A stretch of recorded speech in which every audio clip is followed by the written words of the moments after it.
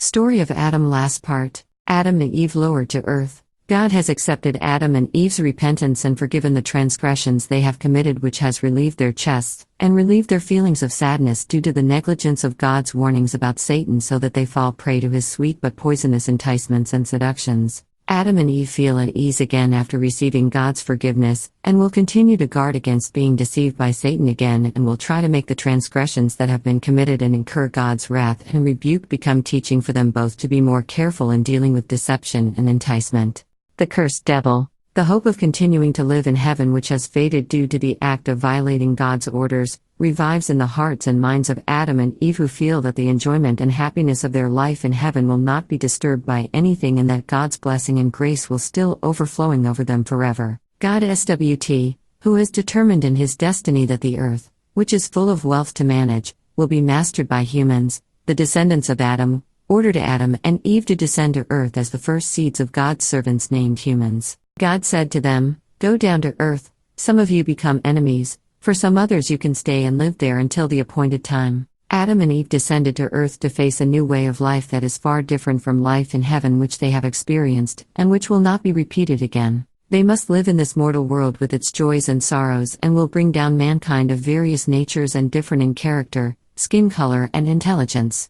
Sending God's prophets and messengers to lead God's servants to the straight path full of peace and compassion among human beings, the path that leads to his pleasure and human happiness in this world and the hereafter. Lessons to be taken from the story of the prophet Adam as that the wisdom contained in God's commandments and prohibitions and in what he creates sometimes cannot be reached by the human brain, even by his closest creatures, as experienced by the angels when told that God would create humans, descendants of Adam, to become his caliphs on earth, so that they seem to object and wonder why and for what God created other types of creatures than those who have obediently worshipped, glorified his name. That is, even though humans have been given the intelligence to think and have physical and mental strength, they still have some weaknesses in themselves, such as negligence, forgetfulness, and mistakes. What happened to the prophet Adam? Even though he had become a perfect human and was given a special position in heaven, he still could not avoid these weak human traits. He had forgotten and neglected God's warnings to him about the forbidden tree and about the devil,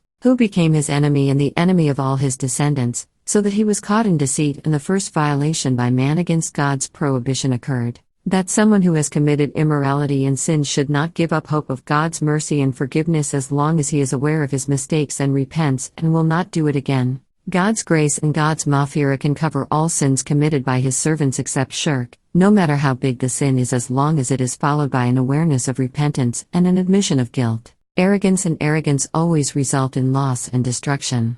Look at the devil, who comes down from his throne stripped of his position as an angel and expelled by God from heaven, accompanied by curses and anathema that will stick with him until the day of judgment because of his arrogance and pride in his origins, so that he considered and looked down on prophet Adam and refused to bow down to respect him, even though he was ordered by God SWT.